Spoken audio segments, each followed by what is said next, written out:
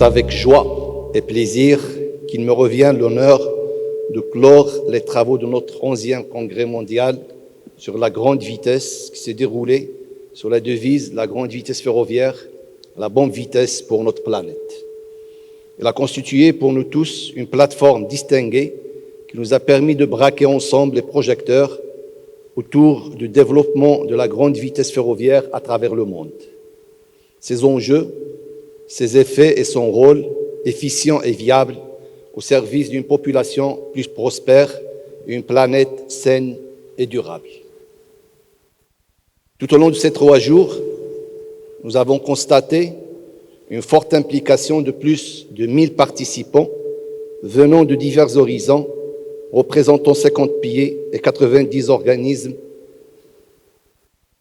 opérateurs, gestionnaires d'infrastructures, industriels, décideurs, autorités du transport, collectivités territoriales, opérateurs et gestionnaires d'infrastructures ferroviaires, organismes et institutions concernées, industriels, bailleurs de fonds, cabinets d'études, chercheurs et universitaires. Se sont tous mobilisés à tous les niveaux pour enrichir des débats fructueux. C'est la preuve que nous œuvrons et agissons pour avancer collectivement à imaginer la mobilité durable de demain. Notre programme scientifique a été riche et dense. Il a comporté 5 tables rondes et 142 sessions parallèles couvrant tout le spectre de l'écosystème de la grande vitesse, technique, exploitabilité, marketing, économique, financier et environnemental.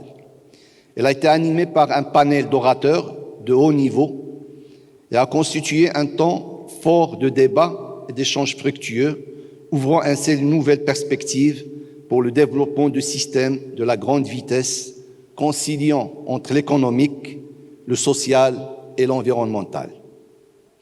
Je suis impressionné de l'inventivité qui a prévalu nos travaux. Et je vous remercie alors, vous toutes et vous tous, pour la qualité et la richesse des contributions à nos travaux, débats qui, faut-il le rappeler, devront se poursuivre au-delà de ces 3 jours au sein de notre institution pour capitaliser sur les success stories des uns et des autres. Mesdames et messieurs, certes, il est difficile de parler de conclusions relatives aux différents enjeux liés à nos sujets débattus, car tout est devant nous pour une question qui demeurera structurante et fondamentale pour un meilleur positionnement du ferroviaire à grande vitesse en tant que système de transport le plus respectueux de son environnement. Mais le constat global qu'on peut retenir, c'est que nous sommes devant une nouvelle vision du monde qui nous interpelle à réinventer notre comportement et notre philosophie d'action dans le cadre des efforts déployés à tous les niveaux afin de rendre la transition énergétique économiquement soutenable. D'ailleurs, les interventions ont fortement souligné l'urgence écologique et l'urgence de solidarité de destin planétaire. Dans un autre registre, je tiens à saluer vivement le travail que nous avons accompli et que nous menons ensemble, et nous ne pouvons qu'être fiers de ce que nous faisons. Je reste aussi persuadé que notre communauté ferroviaire a suffisamment de capacité pour imaginer la mobilité de demain. Notre industrie ferroviaire a également été toujours innovante. Il doit continuer à le prouver et nous devons avancer collectivement, voire forger un nouveau modèle construit sur le dialogue, l'analyse, l'innovation, la coopération et le courage aussi. Les projets présentés tout au long de ces 3 jours sont nombreux et prometteurs. Et nous avons tous les atouts, tous les talents, toutes les ressources, toute l'audace pour réussir.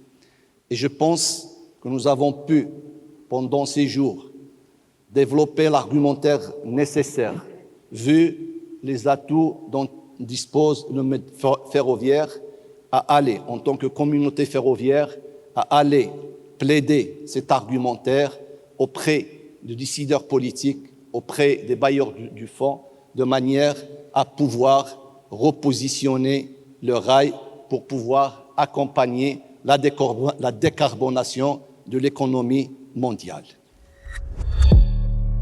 لا تنسى الاشتراك في القناة وتفعيل زر الجرس ليصلك جديد الفيديوهات من هسبريس.